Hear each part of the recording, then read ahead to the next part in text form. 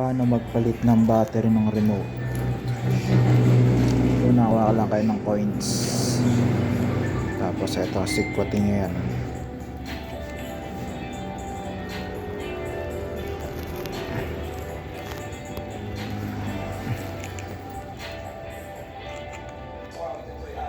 Angat nyo yan. Yun, bumukas na.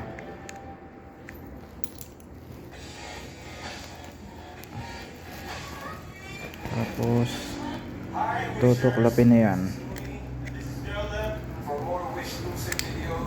Yan. Ito yung battery nya. Tabi muna natin to.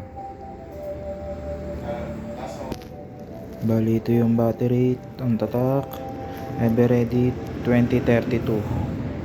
Buksan natin. Ang presyo nya 78 sa handyman. Ngayon, para matanggal tong battery, sisikwatin natin muna to.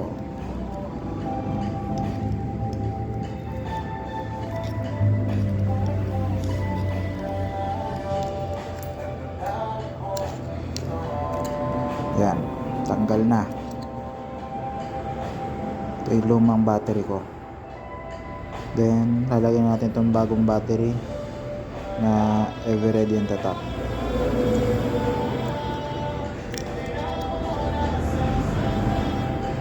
Push.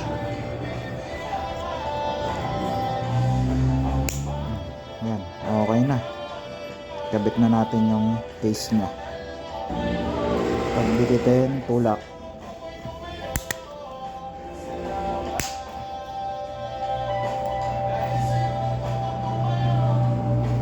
Okay na. Ilaw. Test.